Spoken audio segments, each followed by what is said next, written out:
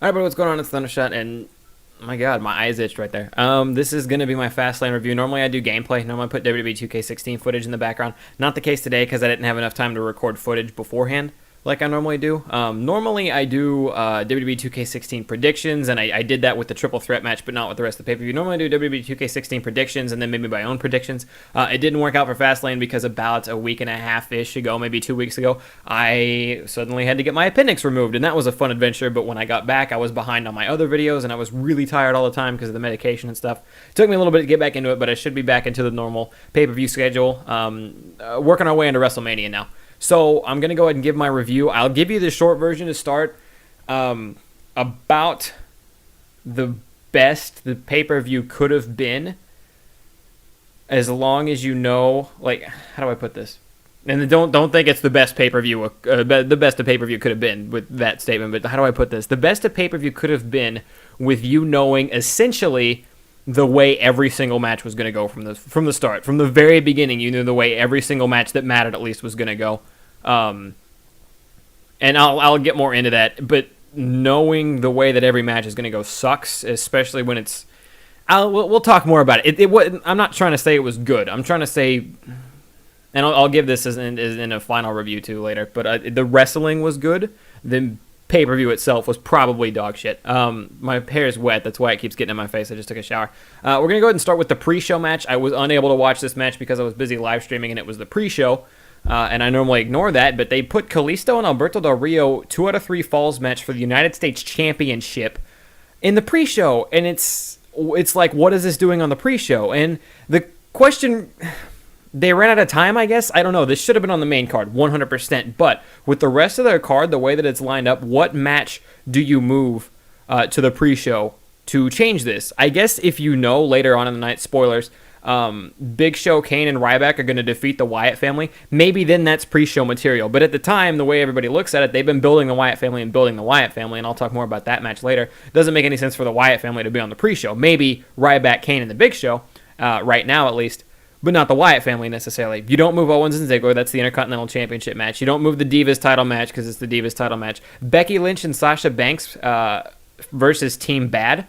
Maybe on the pre-show, but that's Sasha Banks, and everybody loves Sasha. That one's the only one, and that one they decided to open up the card with. That's the only match I thought that maybe they could move. Obviously, Curtis Axel versus R-Truth, but that match was 2.5 minutes. You know what I mean? Kalisto and Alberto Del Rio did a 3 falls match. They took them 15 minutes to complete the match. So that the 2.5 match that's between championship belts doesn't really matter. But Alberto Del Rio, apparently they had a really good match. Like I said, I couldn't see this one, but I'm so sorry about my hair. It gets like this when it's wet. Apparently they had a really good match. Like I said, I was unable to see it, but Kalisto, thank God, kept his title. It's not that I don't like seeing Alberto Del Rio and Kalisto wrestle. Apparently they had a really good match, but we've seen it enough times now. I'm ready for them to move on. I want to see how Kalisto fares against a new challenger and who decides to step up to the plate for the U.S. Championship. It's going to be interesting. Going to be interesting to see how that goes. Second match, Becky Lynch and Sasha Banks defeated Team Bad. We finally got to see Tamina wrestle. Maybe she's been doing it on SmackDown and I haven't been paying attention, but I feel like we never ever get to see Tamina wrestle, and now that we finally got to see her out there, she's a big girl. She's throwing people around, stuff like that. She's kind of like a Nia Jax if you watch NXT. I like it. I think it would be cool to see her and Nia Jax either feud or team up in the future. We'll have to see how that goes, but it was cool to finally see Tamina wrestle. Naomi and Tamina didn't look bad by any means, and then Becky Lynch and Sasha Banks pick up the win like they should. Sasha didn't backstab Becky like I thought she would at the end of the match, but it was all right. But a 10-minute match wasn't horrible. Wasn't the best thing I've ever seen. Obviously, it's Divas, so you got to take it one step at a time. Kevin Owens versus Dolph Ziggler for a match that we've seen what it feels like 50 times before. And for a match where almost everybody pretty much knew Kevin Owens was going to win. He just got the title. Dolph Ziggler had beaten him 2 weeks in a row, so it makes Kevin look weak if he loses to Dolph Ziggler first match as a champion. So obviously, like, Ziggler's already looked good 2 weeks in a row beating Kevin Owens. Kevin Owens is going to win this match. For everyone knowing Kevin was going to win this match, and for us having seen this match so many times already, still really good match. Came off pretty good. I mean, they did some similar stuff to what they've done before. The ending looked kind of weird to me because they just kind of did it. It wasn't like it didn't come out of nowhere. There wasn't really build to it. It just kind of happened. Like it was one of those tweener where it wasn't super hype, but everything leading up to the ending was really good. So I'm fine with it. It was a good match. It was a solid match. Big Show, Kane, Ryback versus the Wyatt family. This is the only match on the card, minus maybe Curtis Axel and R-Truth, but who gives a shit about the winner in that match? Only match on the card that honestly surprised anyone, and it was probably the worst match on the card to have a surprise victory with. You've been building the Wyatt family and building the Wyatt family and building the Wyatt family, having them come out and destroy people, having Braun Strowman look huge, like this unmovable mountain that can't be knocked down. And then they lose to two old guys and Ryback. And I don't mind Ryback getting a push or anything. I don't mind Ryback getting moved in a direction. But what do Big Show and Kane even get from this other than we know that they're good guys now? Which we've kind of known Kane was a good guy for a while. But the Big Show's a good guy again, I guess. But we would have known that even if they would have lost. It doesn't make any sense for them to win that match. I feel like it was one of those last minute, hey, everybody knows who's going to win every single one of these matches, right? And they're like, oh, shit, the Wyatt family takes the L here because it's not a title match or for anything important, really. And then that was their curveball that they were throwing at us for that one. I don't know. It doesn't make any sense. It would have been cooler. So I see the Wyatt family lose this match. And I'll talk more about that later because I thought for sure that meant something else was going to happen later on. We'll get to that. Charlotte with Ric Flair defeated Brie Bella. Oh, yeah, who gives a shit about that? Brie Bella put on a pretty good performance. Would have loved to see Brie take the title there, of course. Just get it off Charlotte. But Brie coming back. Title being with Nikki for so long. Brie gets the title. Nikki comes back here in the next couple months. Sister feud again, which I don't necessarily mind this time around. Just get the title off freaking Charlotte. I don't know. It's going to be interesting to see where the Diva title goes. I don't give a shit about that match because Charlotte won. Also, the ending looked weird. Brie had a lot of momentum. Brie was doing a bunch of moves to Charlotte. She moves from an armbar, I think. What did she have on her? She had a move locked on her face, locked on something to do. Oh, she had the S-lock locked in, and then she moved it to one-leg Boston Crab, single-leg Boston Crab, and then she goes to switch it, and then apparently her leg gave out, but that wasn't evident when it happened, so it looked like Charlotte just got a hold of her really weirdly. And then put her in the figure 8, and it was all over, even though Brie was right next to the ropes. Really, really goofy ending, and I don't like Charlotte. I can't get over how much I don't like Charlotte right now. It's just, every week, it just gets worse and worse on how much I don't like Charlotte. And I disliked her before the heel turn. I disliked her before, Flair was coming out with her because they wanted people to like her, and nobody fucking liked her, even when Flair was out there. I'm going to sneeze.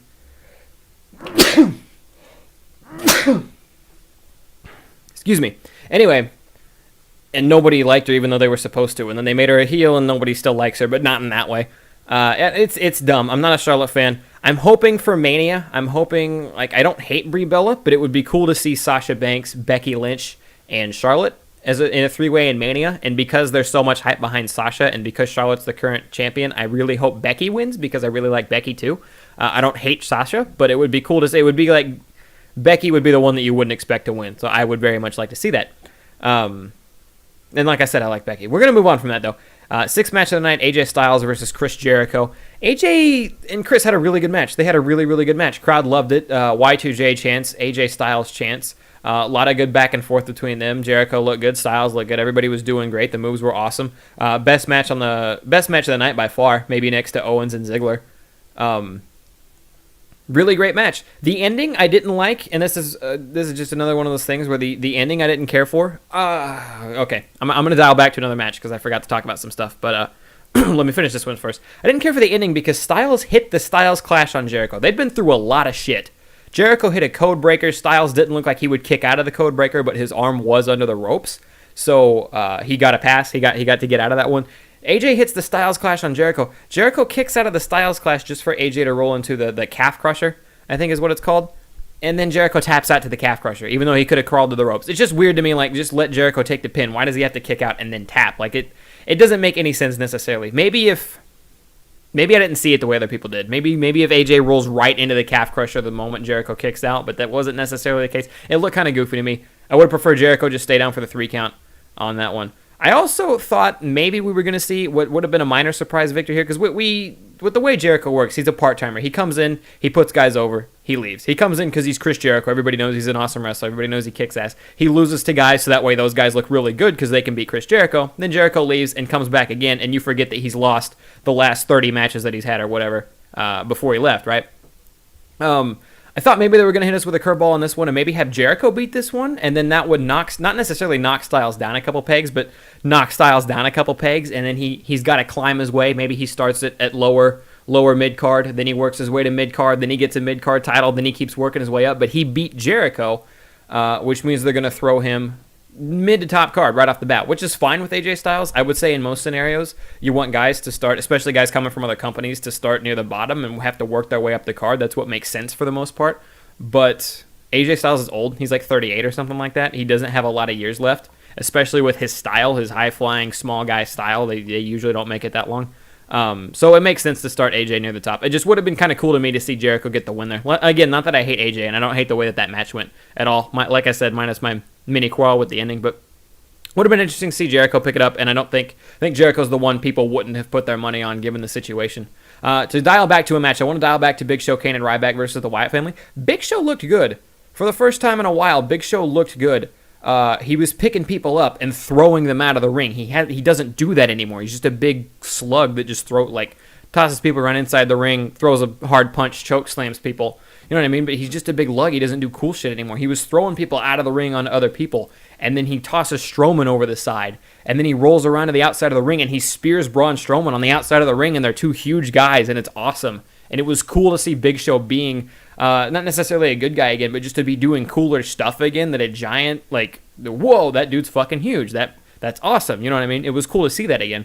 I wanted to dial back to say, yeah, Big Show looked good. Ryback kind of botched the finish, but Ryback looked good too. He got the pin. It wasn't exactly a shell sock. It looked more like a weird Samoan drop, one arm thing. But I wanted to dial back to that, just say I like what Big Show did in that match. I like that Big Show got to look good in that match.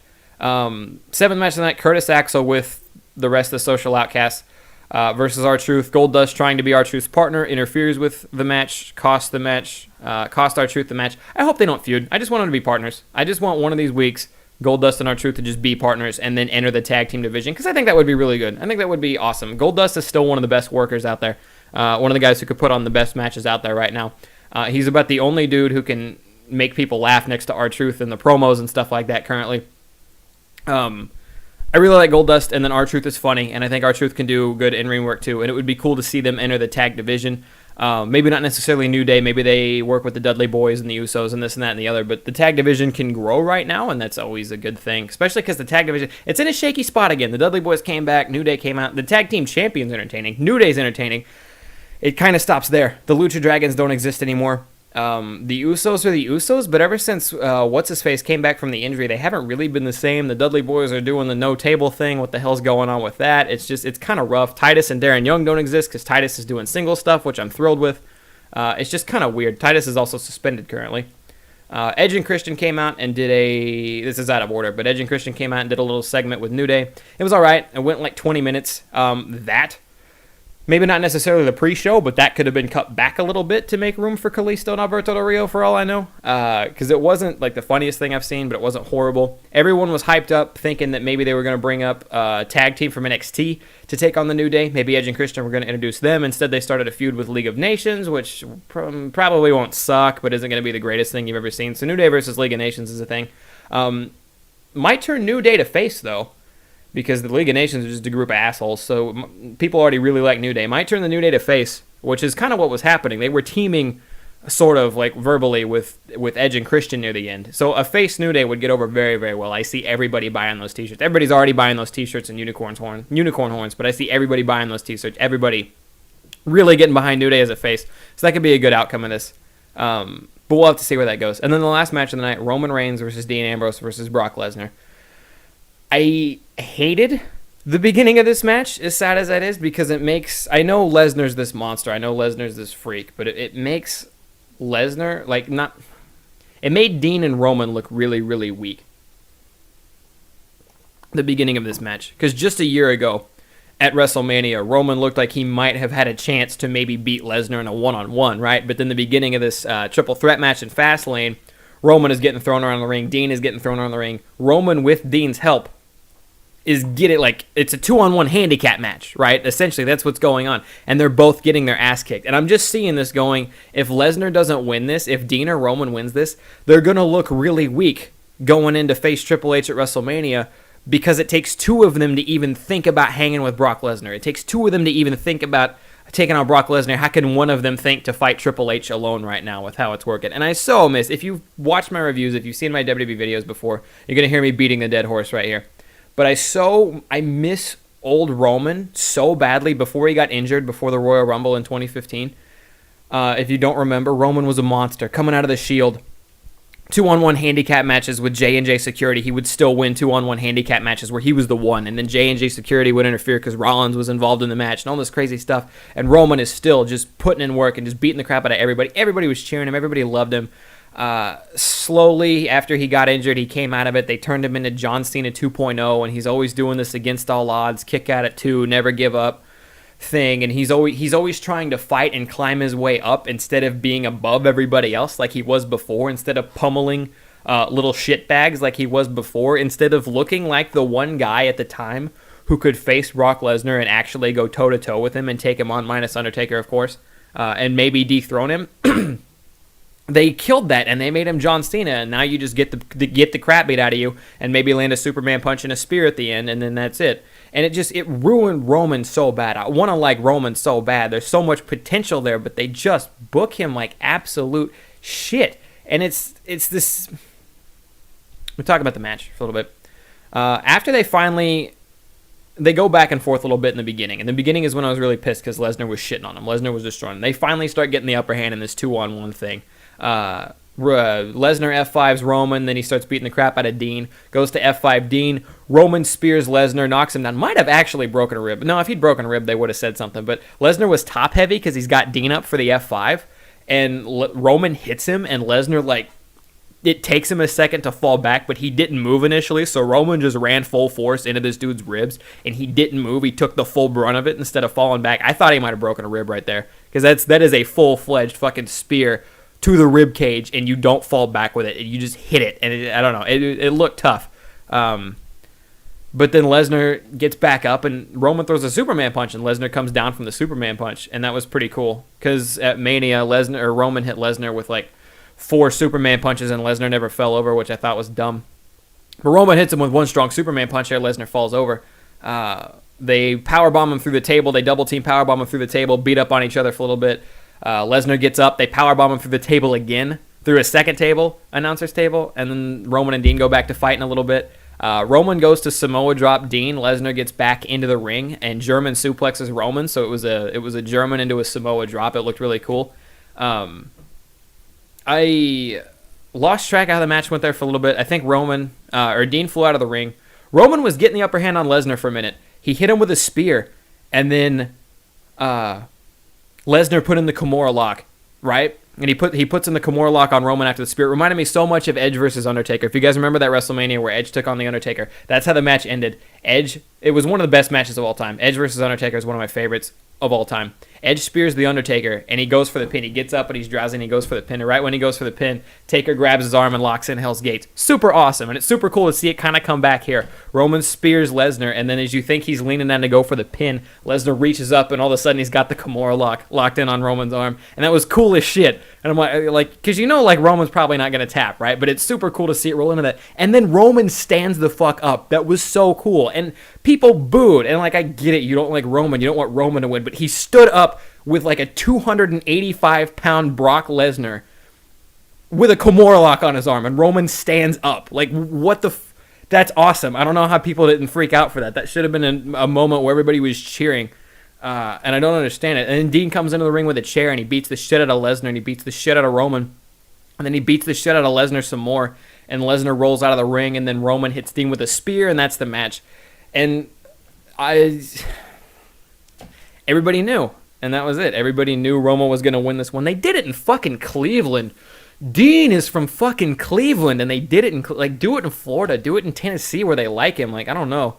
Where they like Roman if you're going to do that. Don't do that in Dean's hometown. Of course, Roman's going to get booed to shit for winning the match everybody knew he was going to win, right? But I'm not necessarily upset that Roman won. It's just Roman versus Triple H at Mania is going to be boring. I can't stress this enough. I really, really like Roman Reigns, but there's something so insanely boring about knowing Roman's going to win Fastlane and then knowing Roman's going to go on to beat Triple H at WrestleMania months before it even happens.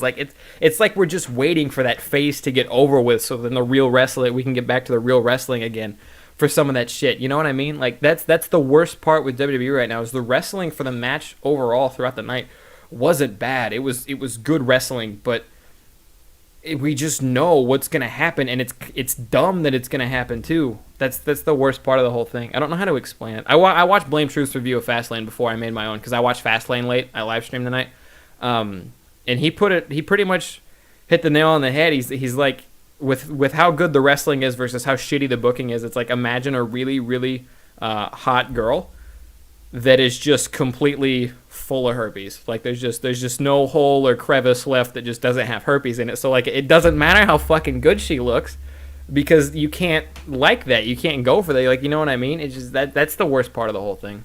But you could see this coming so far before Fastlane. I will admit the Wyatt family not coming out to screw Brock Lesnar was actually a surprise to me, especially because they lost earlier in the night. Because we saw this again at Hell in a Cell. Roman beat Bray Wyatt in a Hell in a Cell match, and then later on that night, the Wyatts came out and hauled off the Undertaker, took the Undertaker away.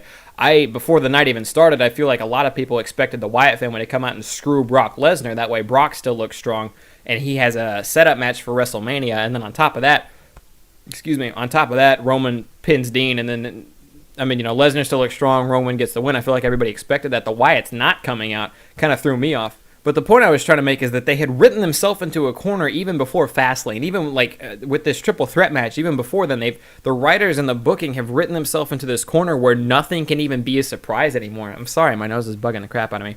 Like, Kevin Owens versus Dolph Ziggler. Kevin just won the championship. He's not going to lose it. Becky Lynch and Sasha Banks, they're not going to lose that. You know what I mean? They're going to win. They're going to win that match. It's Becky Lynch and Sasha Banks. You're trying to make them look good because you're prepping them for the Divas title for Mania. Kalisto and Alberto Del Rio, they've gone back and forth too many times. Kalisto got the title. He's a new up-and-coming champion. He's going to hang on to that one for a minute. There's no surprise there. Yes, the Wyatt family lost to Big Show, Kane, and Ryback, but that's shitty. That's like the good guys won, but that's shitty because you've been building the Wyatt family to lose. Like, it doesn't make any sense. Strowman's looking weaker by the week, and that's not a good thing at all with how strong you brought him in, and you're just diminishing his character entirely, along with the rest of the Wyatt family.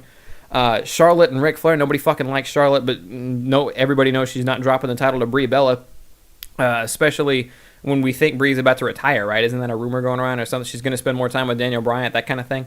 AJ Styles and Chris Jericho, that one could have gone either way. That was one of the ones that could have gone either way, but we know Jericho's probably going to put over AJ Styles.